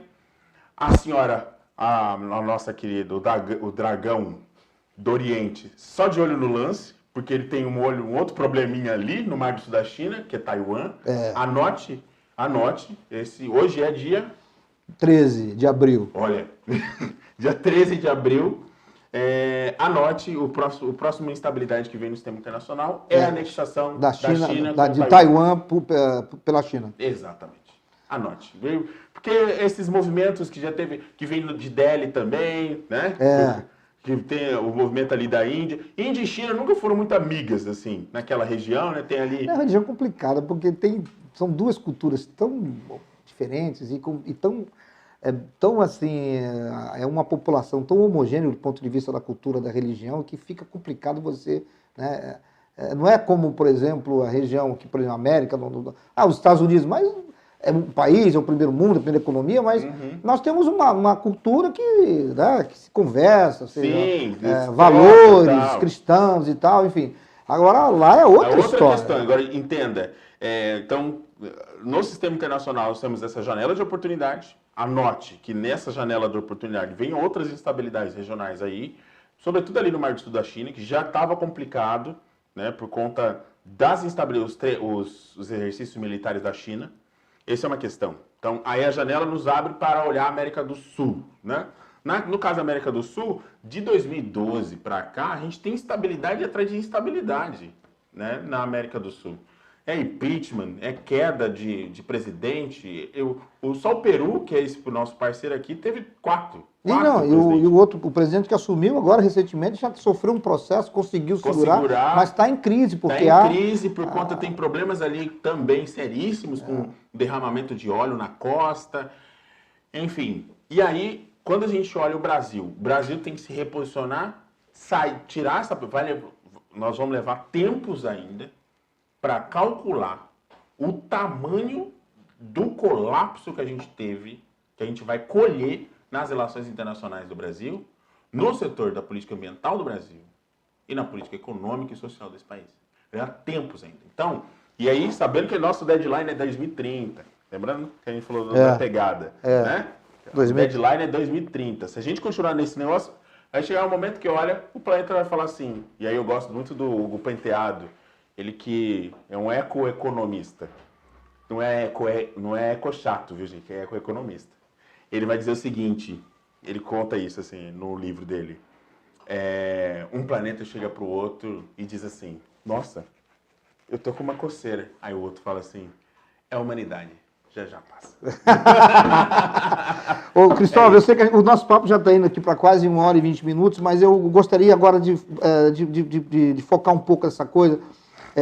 Porque você participou você até colocou aí essa questão da Amacro, né? Uhum. Que aí digamos, é um projeto aí de desenvolvimento, de integração Acre, Amazônia e Rondônia, e aí tem essas obras de infraestrutura aí, claro, do governo federal, nessa tentativa de fazer essa integração com o Pacífico e tal. Aí existem vários debates sobre de uma possibilidade de você ter uma ferrovia, de você ter a estrada pelo Peru, que vai aí para o Cruzeiro do Sul, enfim, são várias coisas. Nós aprendemos aqui, pelo menos ficamos mais próximos de uma certa compreensão de que o agronegócio é uma alternativa para o Acre, sim, mas o agronegócio do século XXI é o que eu sempre tenho repetido. Significa que é agronegócio que vai ter criação de bovino, de suíno, enfim, frigoríficos para abater aves e investimento em tecnologia para conhecer essa imensa floresta que a gente tem. Sim. Ponto final. O agronegócio precisa conjugar isso. Agora tem um problema aqui.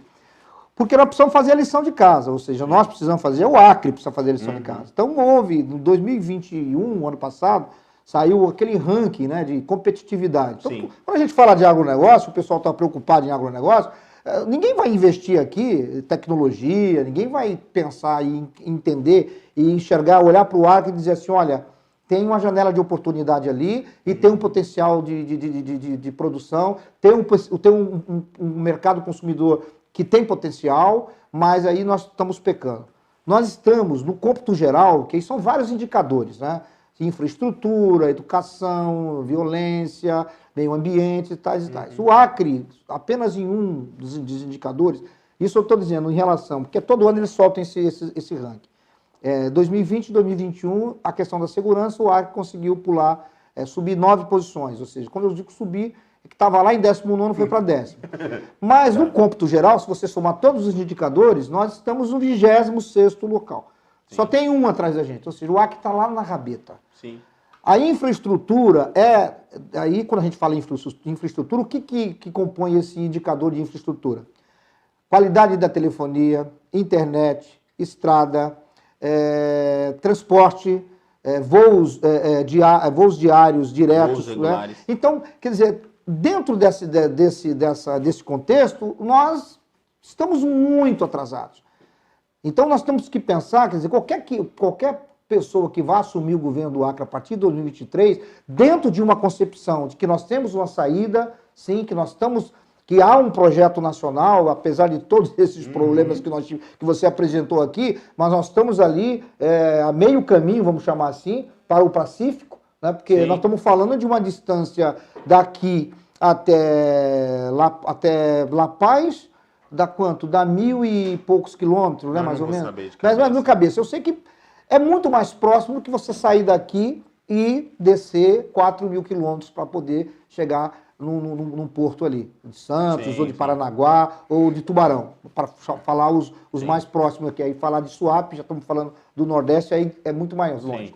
Então nós temos que pensar o seguinte, há uma perspectiva, e aí eu fiz questão de colocar isso, vou trazer o Cristóvão para falar sobre essa questão da regionalização, da integração desses projetos de infraestrutura, que eu acho que você deixou bem claro o que está por trás disso, da necessidade que existe. O Acre agora pode ser um ator geopolítico importante dentro desse processo, dessa nova economia, desse novo fluxo, dessa nova rota da seda. Nós vamos nos integrar essa nova rota da seda. Nós estamos falando disso, né?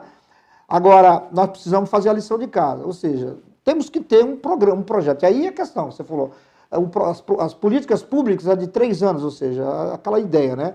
O político, o nosso DNA político, infelizmente, é aquele que pensa a próxima eleição, nunca a próxima geração. Nós temos que mudar isso. A configuração geopolítica e a economia e todas as tragédias que nos últimos anos têm assolado o Brasil e o mundo nos indicam que é preciso ter mais responsabilidade, enxergar que tudo está muito conectado, não é só a internet, mas a Terra está conectada, a Terra é redonda, portanto, qualquer coisa que você faça, qualquer agressão mais significativa que você faça no ecossistema, ele vai ter consequências em outro ecossistema, enfim, está tudo muito integrado. Essa coisa da integração é uma palavra que eu tenho muito carinho por ela. 26º colocado, ou seja, nós estamos no último, quase no penúltimo lugar de ranking de competitividade. Competitividade é o seguinte, as pessoas que têm o capital olha e diz, aonde eu vou investir? Qual é o melhor estado? E a gente olha para o Acre e sabe que o Acre tem problemas seríssimos. Então, nós precisamos pensar como nós vamos fazer isso. E a gente tem que ter a ação do Estado. Eu não consigo enxergar que o mercado, por si só, vai investir em infraestrutura. Nós não vamos melhorar a telefonia se o Estado, ou seja, o Poder Executivo, o Poder Legislativo, o Poder Judiciário, jogar pesado com as empresas que têm a responsabilidade de dar uma internet de qualidade que nós não temos, uma telefonia de qualidade que nós não temos. E, claro, obras de infraestrutura, não é só a Ponte do Madeira. A Ponte do Madeira, a gente viu, foi inaugurada, mas a realidade do acreano mudou pouco com relação a isso. Sim. Então, passa-se a pensar que é preciso ter, o que você falou, projeto. Tem que ter um projeto de médio e longo prazo. Seja ele para esse investimento no agronegócio do século XXI, o aproveitamento dessa maravilhosa cobertura florestal que nós temos. Tudo tem que estar muito integrado. Nós não podemos colocar ambientalistas de um lado, produtores rurais do outro. É preciso que essas pessoas tenham a capacidade, e eu acho que esse é o papel do líder político. Colocar todo mundo na mesa e dizer, olha, se nós sairmos da 26ª posição para a 10ª, é melhor para todo mundo. Sim. É melhor para o comércio, é melhor para o agronegócio, é melhor para a indústria. Então nós temos aí cadeia produtiva que pode ser, e nós nem comentamos aqui, né, a questão da produção, por exemplo, de alimentos, nós falamos de óleos, de essência, mas nós temos açaí, nós temos mandioca, nós temos, que são produtos da floresta. E nós não falamos ainda também da pequena e média propriedade, que eu tenho essa visão. Eu acho que as pessoas precisam entender que no agronegócio, só com concentração de terra, não funciona. É preciso você ter uma agricultura familiar muito desenvolvida, e aí tem todo o apoio tecnológico do Estado, das várias instituições e agências que estão aí para isso. Ou seja, precisamos melhorar nossa energia, precisamos melhorar a nossa telefonia, as nossas estradas. Enfim, a educação, não vou nem falar, porque nós estamos lá na rabeta também. Enfim, infraestrutura, educação, uma agenda ambiental, todos os indicadores colocam o Acre muito ruim nessa fotografia. Você acha que há possibilidade de você pensar essa saída econômica com uma articulação desses projetos nacionais, com o Acre tendo dando esse passo inicial? E aí tem que ter uma agenda mesmo, uma agenda ambiental, de infraestrutura, de melhoria na educação. Ou seja, nós temos que melhorar a nossa nota no IDEB, nós temos que trazer a universidade para esse debate também. Sim. E alguém até perguntou aqui o papel da universidade dentro desse processo. E nós vamos ter que fugir desse debate político rasteiro. Não é? De que ou é isso ou é aquilo. Não, é tudo isso. Para bem ou para mal, nós temos que sentar na mesa e discutir isso. Então, há possibilidade de uma articulação via a macro, que aí é um projeto que você tem estudos sobre isso, e o Acre tendo aí de médio prazo fazer essa lição de casa e deixar de ser um lugar que a gente vai e fica, mas por que não um local e um território que tenha região, que possa ter até Porto Seco aqui, a gente não falou, mas é uma ideia. Daqui. Eu vejo assim, o Nilson, essa é uma pergunta de R$1 milhão. Né? Mas aqui a gente só faz pergunta de R$1 milhão. Essa é a pergunta que, se a resposta houver... Né, quem quer ser um milionário? Né? Exatamente. Mas se a gente pensar, eu acho que, olhando essa fotografia que você passa, assim, o Brasil, ele sempre foi esse enigma, né? Tem um professor de geografia, que vai falar a teoria do Brasil geografizado, né? Então, tinha grandes expedições que iam levantar, né, as estatísticas dos lugares, e aí os caras saíam catalogando. Então, é uma questão que sempre foi feita nos idos da geografia, aí sim, da geografia, não da geopolítica, não da geoeconomia, porque as pessoas misturam tudo isso, da geografia do lugar, né? Da geografia do Brasil em si, era feita desta forma lá no início do século XX. Agora, o que a gente tem? Né? Uma produção. Nós vivemos num dilúvio informacional, já falei isso em outro lugar, em outras salas minhas. Né? Vivemos num dilúvio informacional. Tem dados, números para todos os lados. Né? E vivemos uma guerra híbrida das versões, das narrativas, né? Dos fake news, das as fake news e tal. Então, o que tem que ser feito neste momento é ter a capacidade analítica inteligível de organizar as informações em prol de um projeto, em prol de uma organização. Se a gente tem esses números, como que eu vou sair de ponto A e ponto B? Com planejamento. Né? É preciso a gente criar uma agenda de planejamento regional por si só, geoeconômico por si só, porque cidades sim são geoeconômicas. Cidades se tornaram hubs estatísticos. Você vai para sua casa, você vai sair daqui, vai para sua casa, tem o smartphone está te monitorando. Isso pode ser uma ferramenta para decidir, delinear estratégia de planejamento regional, territorial, urbano, rural. Portanto, eu fui você falando aqui, eu estava lembrando de um campo que eu fiz ainda junto com o Instituto de Pesquisa Econômica Aplicada, o IPEA. Nós fizemos em Assis Brasil. E foi um desespero ir até Assis Brasil. Né? Um abraço para o povo de Assis Brasil. Mas é assim, porque a cidade não tinha estrutura nenhuma. E aí, ela vive um momento muito peculiar dessa confluência de problemas de níveis globais numa cidadezinha de 5 mil habitantes. Explico. O que acontece? Início de 2010, a gente teve aí o boom, né? A Marolinha, né? A Marolinha, de fato, foi a Marolinha, porque nós ativamos as capacidades de políticas anticíclicas do país, centradas no Estado, em criar estratégias de desenvolvimento, olhando ali os grandes eventos que viriam em 2014 e 2016. Copa do Mundo, Copa do Mundo e as Olimpíadas. Né? Então, a gente criou as infraestruturas e as políticas anticíclicas. Organizamos ali o Minha Casa Minha Dívida, né? Minha Casa Minha Dívida. Organizamos ali o Minha Casa Minha Vida para poder estruturar o setor de construção civil no Brasil e aí gerar emprego. Criamos esse motor de geração de emprego. A gente sabe fazer. A gente sabe fazer isso.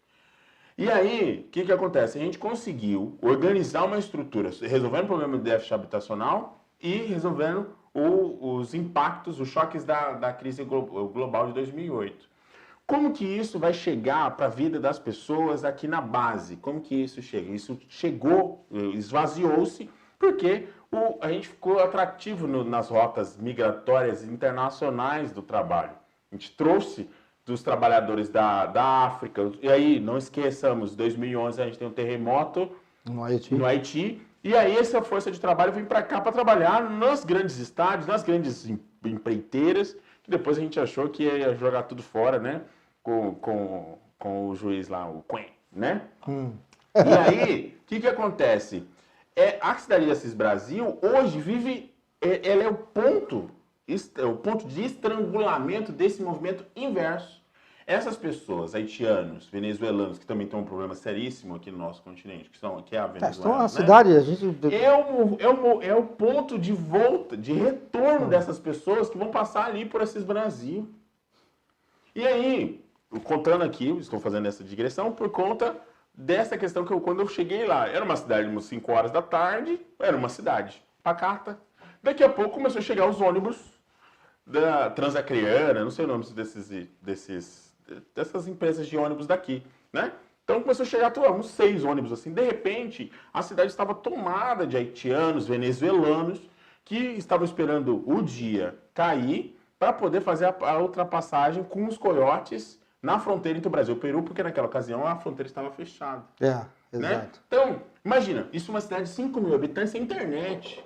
E aí é o ponto, e aí Assis Brasil é o ponto da integração, é o último ponto ao oeste do país, neste território. Território acreano, que é a saída para o Pacífico. Né? E aí, Nós fomos na alfândega, na Receita Federal, fechado. Prefeitura, fechada. Câmara de Vereadores, fechada. Né? O povo tomando uma cervejinha, cidade pacata, cidade interior. Você acha que, no movimento que nós estamos falando aqui, de cargas e transportes, que vai virar todo esse escoamento, eu não estou falando que a gente vai subir os Andes lotado com soja, sabe? Porque até para subir é difícil, descer é pior ainda, né? Porque é muito íngreme do outro lado, né? A gente acha que é só aqui, aqui ainda a declividade média é leve, a declividade média, portanto, é pior do lado de lá. Então, não adianta subir com um caminhão muito cheio, muito carregado aqui, que vai dar para descer lá, vai dar problema lá em Você não vai segurar. Exatamente, vai fazer cair dentro do Pacífico de uma vez, né? Então, certas cargas vão só virar para cá, virar nessa direção. E aí, essa janela de oportunidade, Nilson, quando a gente está falando das cadeias produtivas do açaí, do babaçu, da farinha daqui, que é tão fécula, né? Da fécula de mandioca, né, que é tão conhecida aqui, né? E os outros produtos que as indústrias podem enxergar aqui é essa oportunidade. A empresa, a cadeia produtiva do algodão, por exemplo, tão proeminente aqui no estado de Mato Grosso, pode ter a janela de oportunidade de criar os seus silos e os seus pontos de desembaraço aqui no estado do Acre e organizar cidades como a cidade de Assis Brasil. Porque aí, pasmem, tinham, naquele dia que eu fui lá, eu não sei, agora já deve ter aberto a fronteira, já deve ter saído de lá. Era por volta de 150 caminhões da Volvo parados, assim, era um mar de caminhões, assim, só os trucks, sabe, os cavalos. Sim, os cavalos. Né? Parados, 150 caminhões parados lá, por quê? Porque eram compras da China. E a China estava exportando pela saída pelo Pacífico. Então, essa saída já acontece para quem tem dinheiro, entendeu? E projeto, como é a China. Então, a gente tem que olhar, aí, assim, quando eu falo do projeto, é um projeto essencialmente geoeconômico, territorialista e inclusivo de baixo carbono. E aí, se a gente conseguir entender essa geografia econômica, entendeu? Conseguir colocar na foto essa geografia econômica desses 22 municípios, porque eu estou falando aqui, não estou falando só dos 7 que estão aqui no Médio Acre. Fiz geografia. Você fez a lição de casa. Fiz a aula de geografia daqui do estado, né? Não estou falando só das 7 estados, 7 municípios que estão aqui no Médio Acre, né? Que é da bacia do rio Acre. Eu estou falando também dos municípios que estão isolados. Porque é importante também a gente pensar outras estratégias, e aí sim, a estratégia de infraestrutura, para essas cidades, entende? Não adianta a gente ficar pensando Mâncio Lima com 10,50 o litro de gasolina. Um dos indicadores dessa questão do preço do combustível também entra naqueles indicadores que eu te falei de competitividade. Como que você pensa? E aí isso é um exercício que tem que ser conjunto. O setor produtivo, ou a educação, o sistema S. A gente tem que chamar todo mundo numa mesa e organizar. Olha, existe um movimento acontecendo no planeta. Né? A geografia econômica do planeta é outra. Né? E aí, para a gente entendendo que é outra geografia econômica, a gente precisa de estratégia geoeconômica.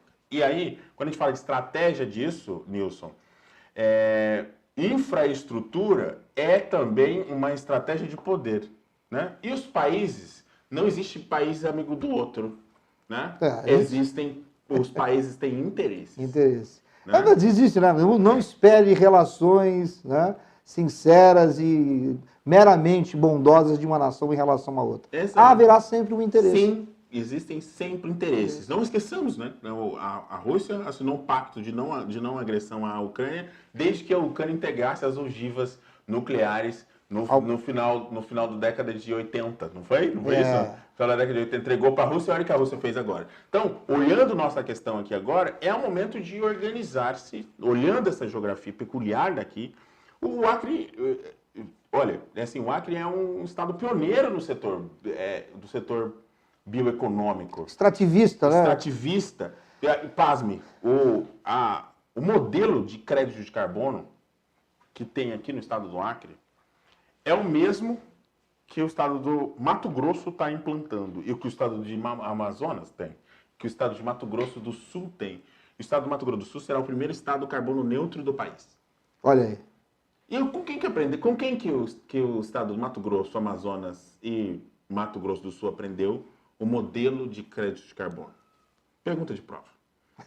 Né? Foi o estado do Acre. E a gente não consegue, e aí não consegue organizar isso em torno de um projeto.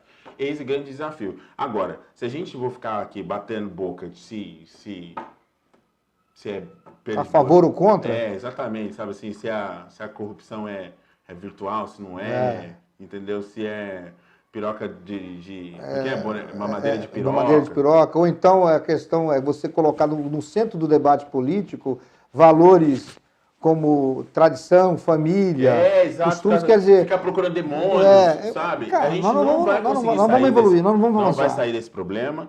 O problema está... Nós não vamos conseguir enfrentar com a seriedade que este Estado e que esse país precisa enfrentar os problemas seríssimos. Não é possível que este lugar, que passa por sequenciais inundações, não consiga fazer a lição de casa no tempo da seca. No período da seca.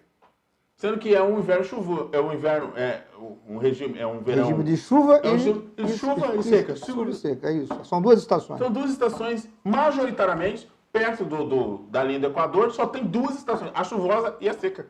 E ele não consegue estabelecer um projeto em torno de um zonamento ecológico-econômico sério, que consiga incluir pessoas, lugares, produção, corporação, todo mundo organizadinho aqui.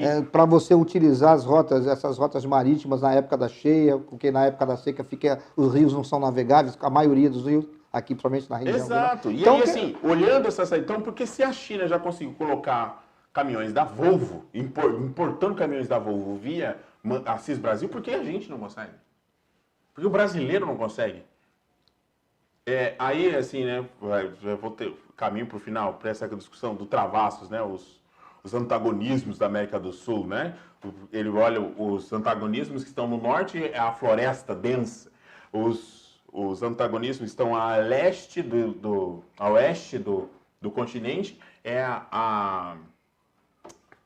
são os Andes, né? Os antagonismos ao sul, né? A Península Sul-Americana, porque o mar é revolto demais, não tem como você... Não tem como fazer isso, a gente só consegue fazer via Canal do Panamá. E é só os Estados Unidos que consegue fazer o Canal do Panamá, a gente não consegue subir os Andes aqui, descer, organizar bonitinho, porque a Odebrecht conseguiu fazer um conjunto de estradas e rodovias de primeira qualidade do outro lado da fronteira, a gente não consegue organizar. Há um modelo que é insustentável. E eu acho que, essencialmente, esse modelo passa por um debate político sério. Se a gente não conseguir fazer isso, esquece.